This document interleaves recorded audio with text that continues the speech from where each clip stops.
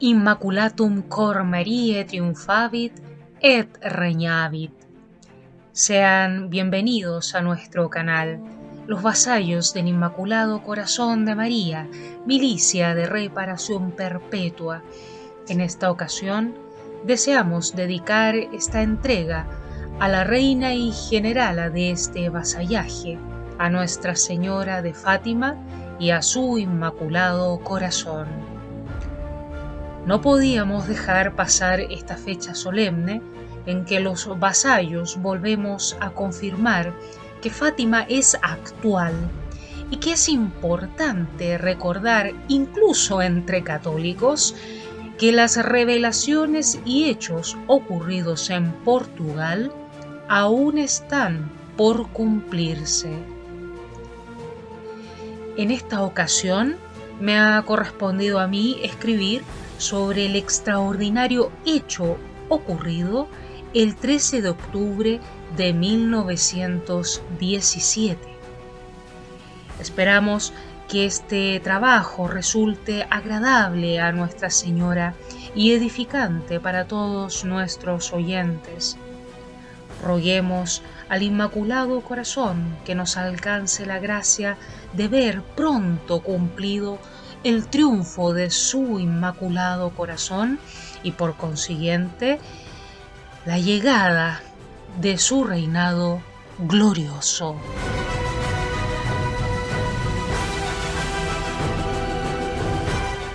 El 13 de octubre es de alguna manera no solo la prueba de la omnipotencia suplicante de Nuestra Señora, quien siendo reina de la creación, goza de autoridad sobre los bienes que son del Creador.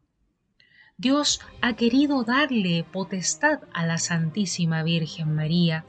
Es por ello que también obra por medio de ella y con ella. El milagro que los incrédulos pedían para acreditar sus apariciones en cobadería. Es también este hecho un anticipo de lo que ha de ser el triunfo del Inmaculado Corazón de María, pues así como aseguró que sucedería un milagro el 13 de octubre, con certeza sabemos que la esperanzadora promesa de su glorioso y poderoso triunfo ocurrirá para alegría de su milicia que espera su reinado, el cual advendrá y preparará el reinado del Sagrado Corazón de Jesús para terror y confusión de los servidores del nuevo orden, quienes no quieren que Cristo y su Madre reinen. Al aproximarnos al relato de los hechos ocurridos en este día señalado, el autor William Thomas Walsh nos ofrece una fiel y detallada narración que permite percibir la atmósfera que envolvía a los santos pastorcitos. El contexto histórico era hostil. El dragón rojo de la revolución bolchevique cegaba muchas vidas bajo el signo diabólico del socialismo, la guerra y el comienzo de una nueva persecución contra la santa religión católica anunciaba, para contradicción de estos enemigos, un triunfo y no una derrota, pues aunque los verdugos elucubraban en conciliábulos sectarios oscuros días para la fe, detrás de esos artificios y nubarrones, el glorioso e inmaculado corazón de María, cual sol refulgente, está preparando su triunfo y la corona de victoria para todos aquellos que vivieron y trabajaron para la propagación de su reinado. Pocos católicos atienden con seriedad el anuncio de Nuestra Señora en Portugal. La voz de Fátima no solo fue por más de 100 años ignorada por la oficialidad de la Iglesia, sigue siendo considerada por muchos católicos como una profecía entre tantas, y se equivocan. A ellos también les sorprenderá ver en el gran día que todos los asaltos del demonio contra la iglesia serán batallados bajo el escudo del Inmaculado Corazón. La sinagoga de Satanás, que construye una iglesia falsa bajo la apariencia oficialista, será desbaratada por medio de la devoción que Dios ha querido establecer en el mundo como última tabla de salvación. Ha sido este corazón el que nos ha recordado que hay un cielo que hemos de querer poseer, un infierno que temer, una conversión radical por ejecutar. El escudo del Inmaculado Corazón frenará y frustrará los planes de la vieja serpiente. Son los muros del Inmaculado Corazón los que protegerán a la Iglesia y al fiel remanente de católicos que resistirán y combatirán desde este cuartel, ofreciéndose como almas víctimas por la libertad y triunfo de la Iglesia sobre sus enemigos. Que este triunfo nos sorprenda, pero del modo en que sorprendió al santo profeta Elías, al ver aparecer la nubecilla en el horizonte, cargada con el rocío que habría de poner fin a la sequía. Esta nubecilla es María, que trae en sus inmaculadas entrañas al Salvador del mundo. Que ella nos rocíe con la lluvia de tan alta gracia y ponga fin a la sequedad en la que nos ha dejado el Espíritu conciliar, el cual sin duda se coronará con el sínodo, como dice nuestro hermano Carlos de María, sínodo de la barbaridad. El nivel de apostasía ha llevado a algunos a perder la capacidad de asombro, y conservarlo, sin duda, es señal de buena salud espiritual. A nosotros, los vasallos, nos sorprende ver que hay católicos más preocupados de que la madre tierra llora por el aumento de carbono en el planeta, que por ver a Nuestra Señora de la Salette llorando desconsolada por el destino de la Iglesia. Por ello, carísimos hermanos, siempre es bueno exhortarnos entre nosotros, conservar el don de la admiración. Pensemos, pues, que llegado el día del triunfo del Inmaculado Corazón, esperemos ser hallados con aquella misma impresión del Santo Simeón, que hallando a Nuestra Señora en el templo, exclamó: Ahora, Señor, puedes dejar que tu siervo muera en paz, como lo has prometido, porque mis ojos han visto la salvación que preparaste delante de todos los pueblos, luz para iluminar a las naciones paganas y gloria de tu pueblo Israel. Hay que ser vigilantes como San Elías y el santo Simeón, para que nuestro asombro no sea a causa de nuestra molicie y descuido, sino de gozo al ver cumplida la promesa de Nuestra Señora, que sin duda dejará pasmados a los incrédulos, paganos, herejes e incluso a algunos católicos. Todo este preámbulo, que creemos necesario para recordar la gravedad de las revelaciones de Nuestra Señora en Portugal, converge en este hecho sobrenatural que a todo católico sobrecoge y llena de santas impresiones. Vayamos, pues, a este tema que nos convoca. Como era de esperar, la promesa del milagro había generado diversas reacciones. Más de 70.000 hombres, mujeres y niños de todas las edades y condiciones habían peregrinado desde lejos para ver con sus ojos el prodigio anunciado. Había expectación, pero también escepticismo.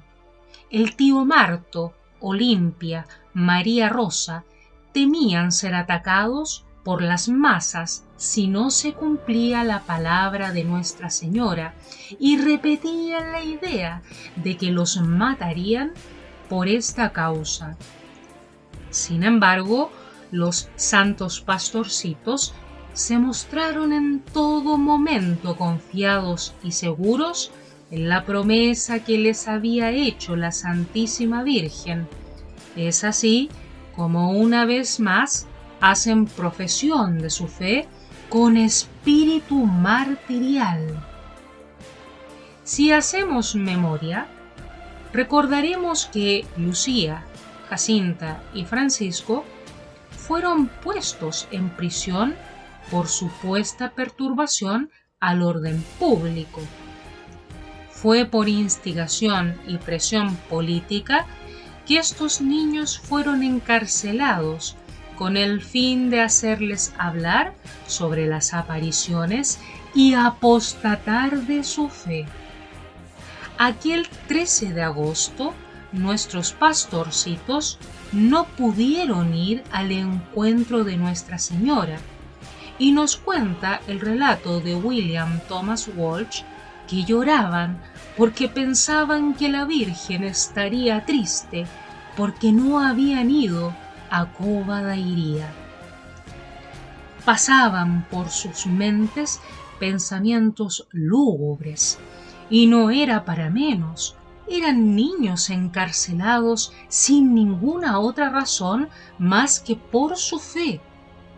Jacinta también se lamentaba porque no volvería a ver a sus padres, pero Francisco la animaba a ofrecer este sacrificio por los pobres pecadores, haciendo recuerdo de las palabras que Nuestra Señora les había dicho. Nos cuenta el autor que dichas estas palabras, Francisco elevó sus ojos al cielo e hizo el siguiente ofrecimiento: Jesús mío, es por tu amor y por la conversión de los pecadores. A esto Jacinta agregó, casi sofocada, mientras se enjugaba las lágrimas que había derramado: y por el Santo Padre también, y en reparación por los pecados contra el Inmaculado Corazón de María. Este episodio, que preludia el milagro del sol, nos va mostrando con qué talla espiritual estos santos niños estaban dispuestos a corresponder al amor de Dios y a la Santísima Virgen. No solo de palabra estaban dispuestos a ser alma víctima, estaban prontos a confirmar con la sangre que serían fieles a la fe hasta las últimas consecuencias. Si observamos con detalle, los pastorcillos dan muestra de un aplomo peculiar y raro de hallar en almas tan jóvenes. Los encuentros con Nuestra Señora habían sido una escuela intensiva en la que habían nutrido el espíritu con la divina leche de sus enseñanzas.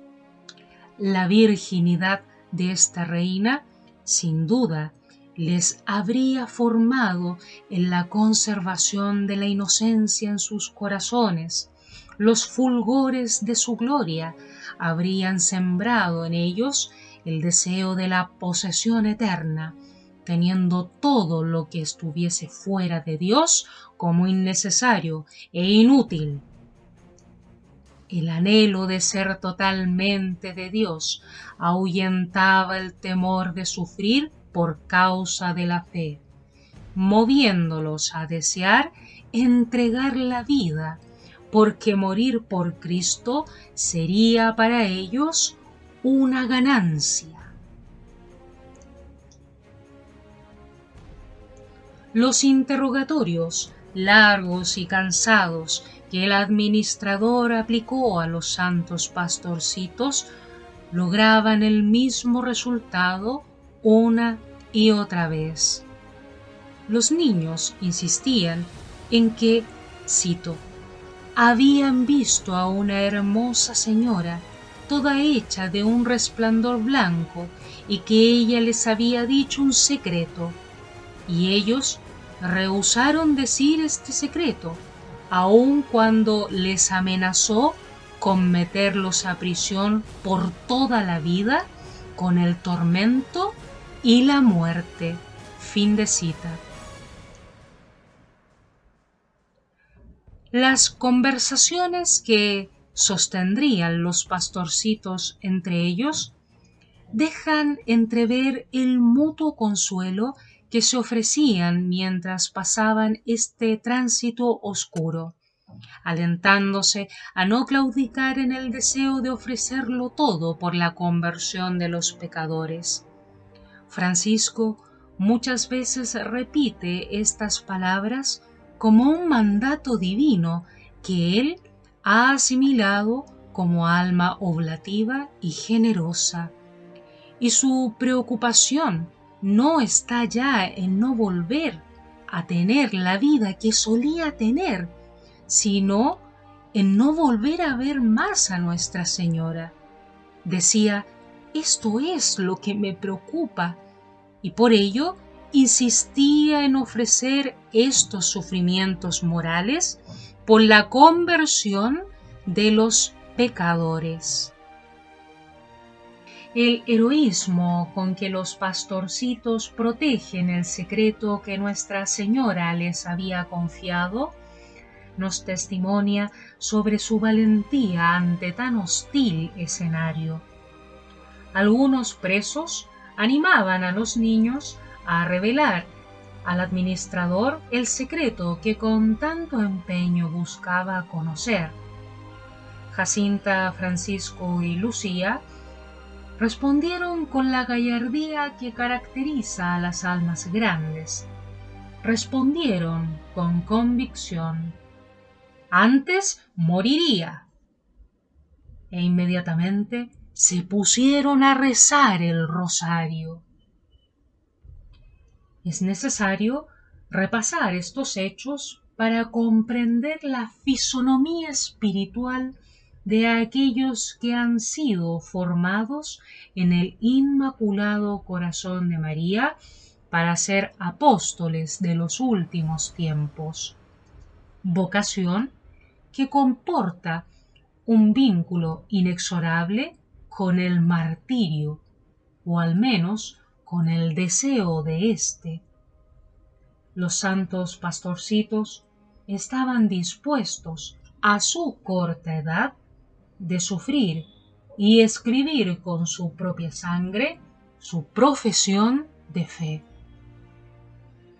Las amenazas del administrador, cada vez más caldeado por la situación, le lleva a amenazarlo bajo severas penas a los santos niños.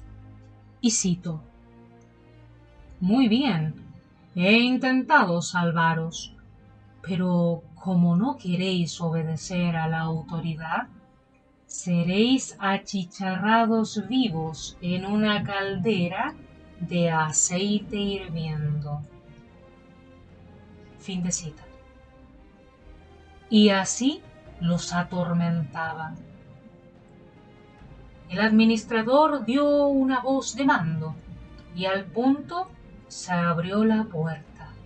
Un guardia con rostro de aspecto horrible aseguraba de que el aceite estaba hirviendo, caliente y a punto.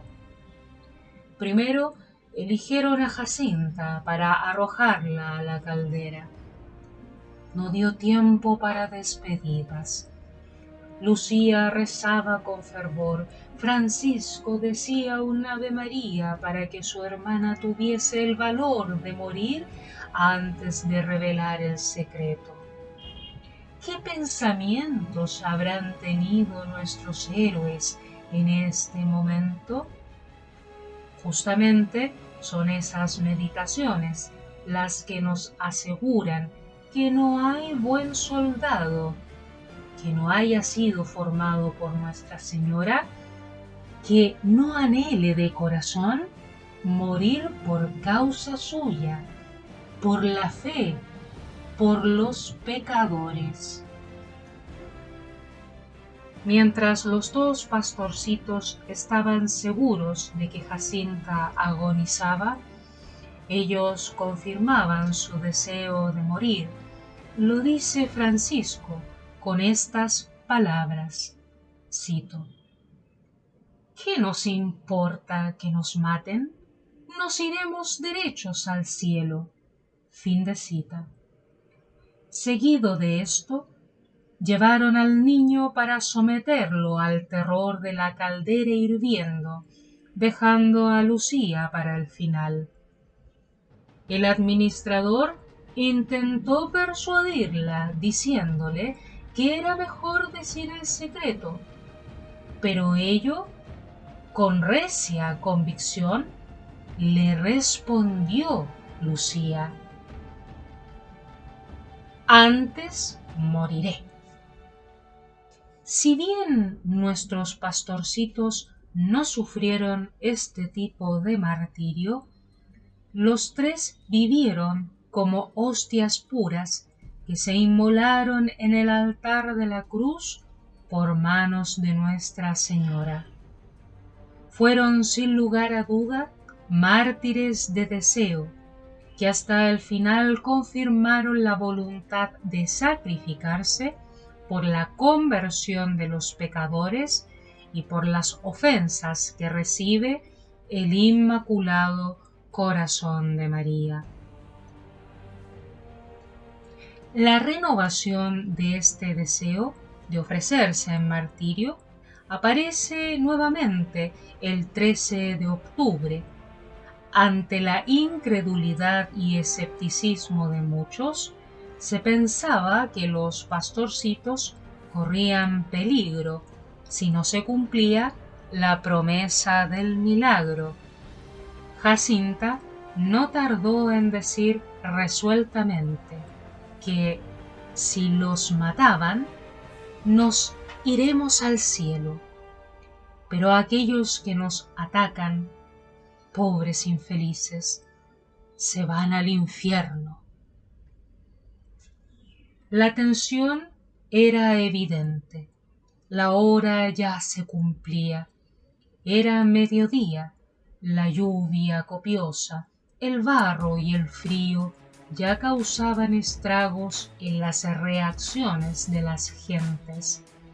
Se oían voces de desánimo, murmullos de desilusión, la idea de que todo era un embuste circulaba en el aire, pero Lucía es quien se da cuenta de que la bella señora venía, había visto el relámpago que la precedía.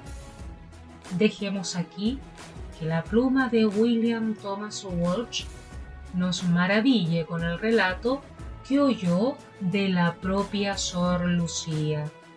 Cito: estaba ya contemplando extasiada a la propia señora, que aparecía de pie en medio de un torrente de luz blanca sobre las flores que María Carreira había adornado el tronco de la carrasca.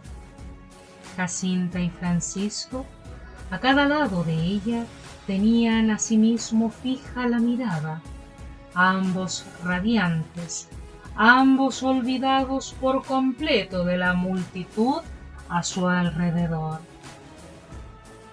¿Qué quieres de mí?, preguntó Lucía, arrodillándose con los otros. La lluvia fina caía sobre su rostro en alto. Quiero decirte que ellos construyen aquí, en mi honor, una capilla. Soy la Virgen del Rosario.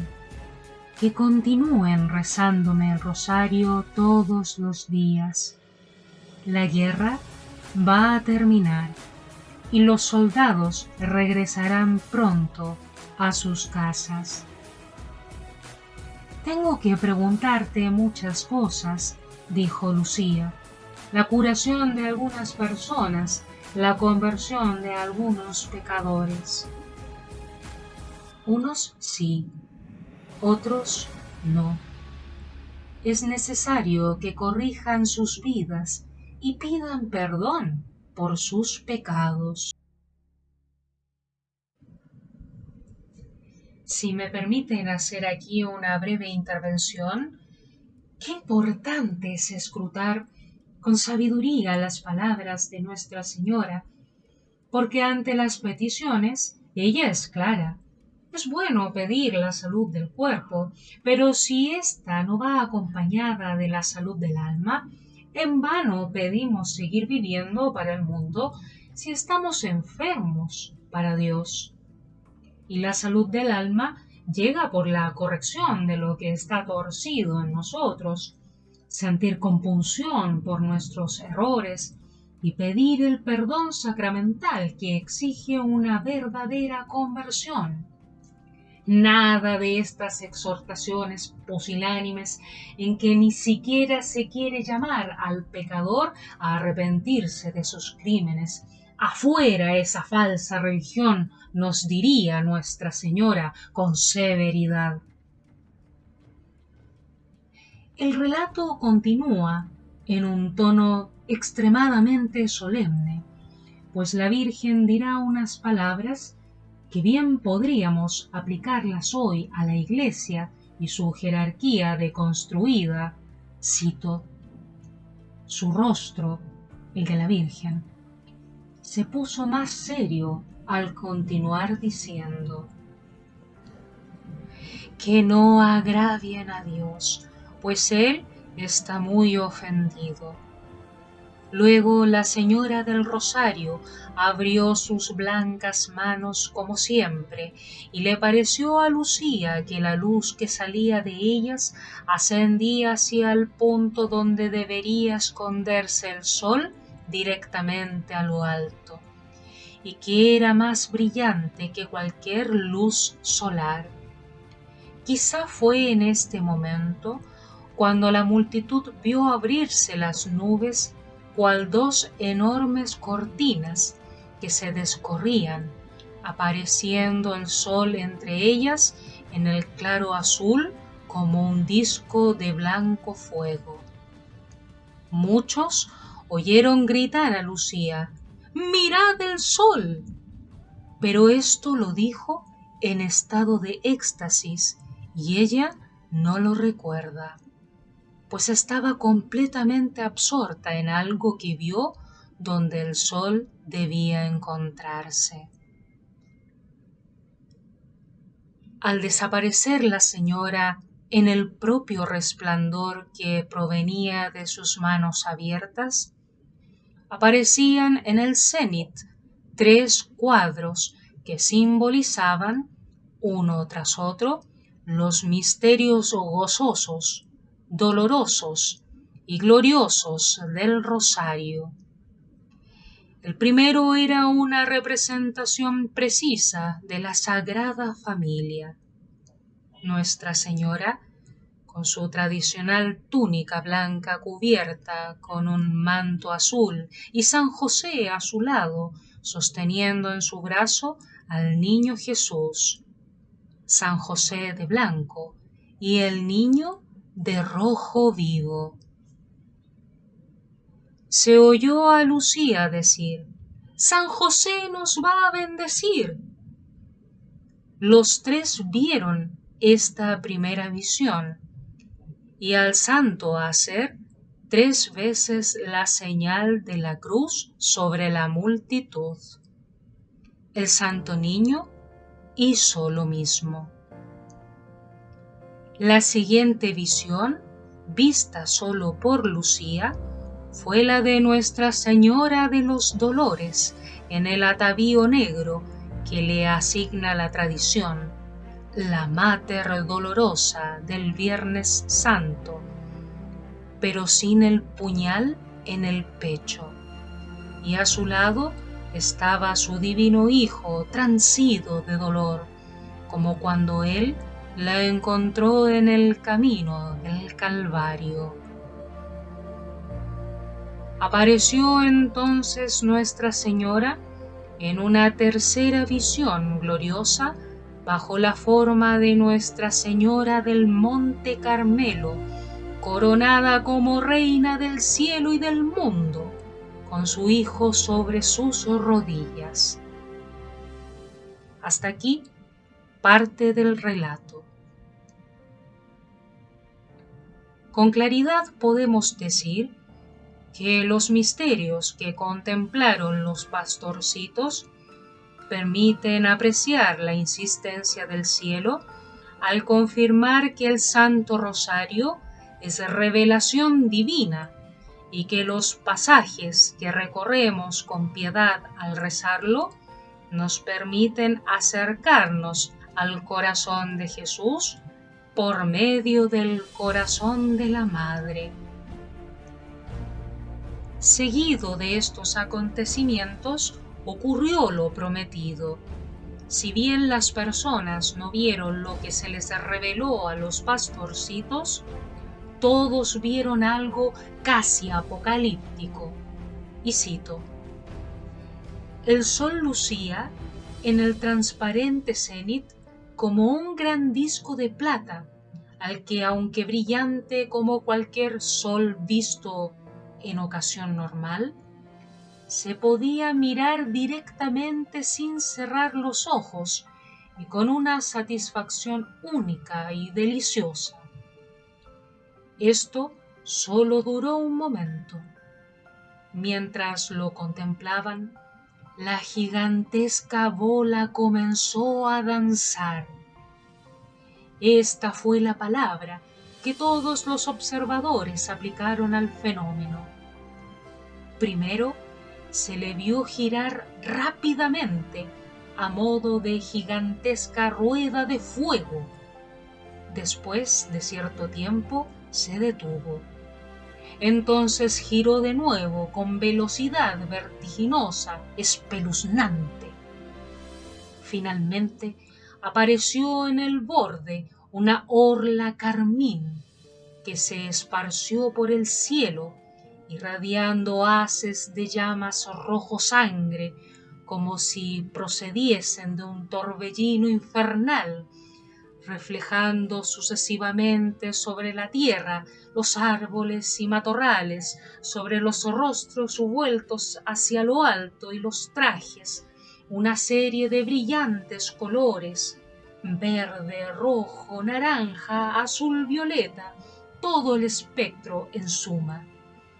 Girando locamente bajo esta apariencia por 3 veces, la ígnea esfera pareció temblar, estremecerse y después arrojarse precipitadamente en un ingente zigzag hacia la multitud. Fin de cita. El relato continúa y nos dice el autor que la gente gritaba, todos estaban aterrorizados, algunos creyeron que era el fin del mundo. Cayeron de rodillas muchos, rezaban, pedían perdón. Los que habían ido para burlarse sollozaban y como podían rezaban ante la impresión. En el diario masón llamado O Século no tuvieron alternativa y se vieron obligados a publicar el impresionante milagro. Avelino de Almeida fue el encargado de dejar este registro, quien catalogó el hecho que presenció como milagroso y maravilla. No podemos imaginar considerando el milagro del sol, lo que será el triunfo del Inmaculado Corazón de María. Pues hay incrédulos y escépticos que ven este hecho como algo casi personal y no universal, como si el triunfo del Inmaculado Corazón estuviese relegado a hechos que, si bien muestran la victoria de Nuestra Señora, como es la conversión de un pecador, no son lo que ella ha prometido. El sol del Inmaculado Corazón brillará cuando Rusia se convierta.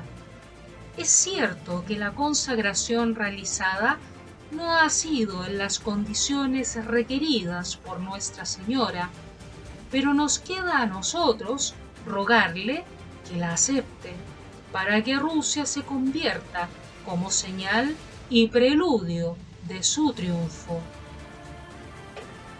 Roguemos a esta poderosa reina que nos conserve acantonados como ejército penitente y orante dentro del alcázar de su Inmaculado Corazón, que allí nos enseñe a usar piadosa pero virilmente el arma del rosario, que nos revista con la armadura de su pureza para que venzamos las insidias del demonio.